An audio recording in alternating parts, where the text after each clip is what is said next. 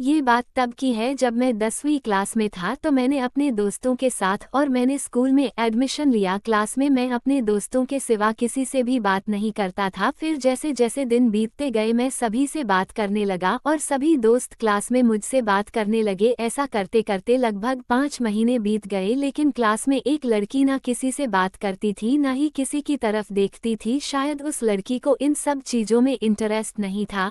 वह सबसे अलग दिखती थी, सारी क्लास की लड़कियां एक तरफ और वह अकेली एक तरफ। शायद उसका नेचर ही ऐसा था कि वो किसी से बात करना पसंद नहीं करती थी। मुझे दोस्तों के साथ खाने में, दोस्तों के साथ घूमने में, दोस्तों के साथ पढ़ने में मुझे बहुत मज़ा आता होगा। एक दिन मेरे दोस्त हमेशा की तरह मेरे साथ शर्त लगाने लगे। मैंने उनसे पूछा, किस चीज़ पर? उन्होंने कहा, अगर तुझ में दम है तो उस लड़की को प्रपोज करके देखा, और तेरे पास सिर्फ 1 महीना है। दोस्तों, आपको तो पता ही है, जो काम कभी नहीं हो सकता उसे दोस्त करवा देते हैं। दोस्तों ने तो उकसाया था एक चैलेंज के रूप पर शायद किस्मत को मेरी जिंदगी कहीं और ही दिशा में लेकर जानी थी और मैंने चैलेंज मान लिया। अब मुझे अपने काम पर लगना था।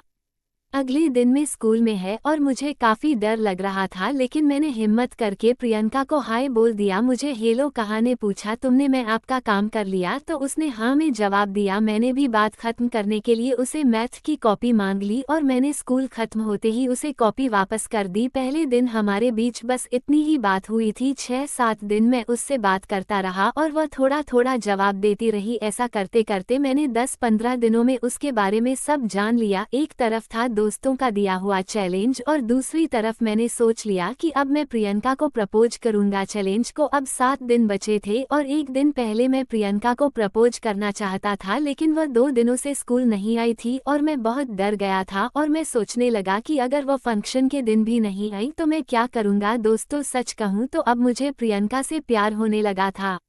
मुझे यकीन था कि फंक्शन वाले दिन वह जरूर आएगी। मैंने उसका बहुत इंतजार किया। अंत में वह आ गई। मैं बिना सोचे समझे आंखें बंद करके उसे आई लव यू बोल दिया। जब मैंने आंखें खोली तो वह मेरे सामने नहीं थी, वह जाकर बेंच पर बैठ गई थी।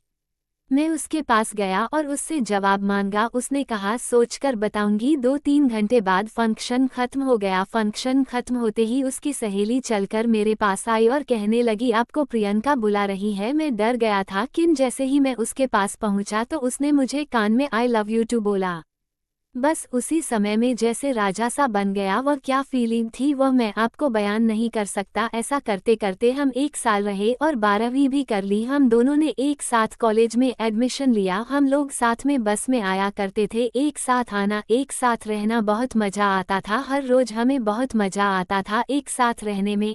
एक दिन मैं कॉलेज नहीं आया, मुझे घर पर कुछ काम हो गया था, लेकिन मुझे नहीं पता था कि ऐसा होगा। उस दिन मेरी जिंदगी रुक सी गई तो मैं बर्बाद हो गया था। 10 मिनट पहले हमारी बात हुई। उसने कहा, कॉलेज की छुट्टी हो गई है, मैं घर पहुंचकर बात करूंगा। उसके बाद शाम हो गई और मेरी जान का फ़ोन नहीं आया। मेरी जान का फ़ोन नहीं आया। सुबह हुई, मेरी प्रियंका का मेरे पास फ़ोन नहीं आया। मैं कॉलेज पहुंच गया, लेकिन मेरी जान प्रियंका का फ़ोन नहीं आया। जैसे ही मैं कॉलेज पहुंचा, कुछ दोस्तों ने बताया और क्रॉस करते ही एक्सीडेंट हो गया है।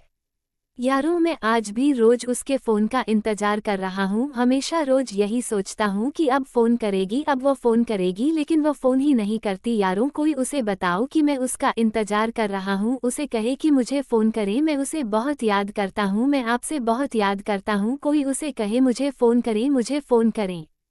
तो दोस्तों, अगर आपको ये प्रेम कहानी पसंद आई हो तो इसे अपने दोस्तों के साथ ज़रूर शेयर कीजिए। और अगर आपकी भी कोई प्रेम कहानी है और आप हमसे साझा करना चाहते हैं तो आप हमें कमेंट में अपनी प्रेम कहानी ज़रूर लिखें। धन्यवाद।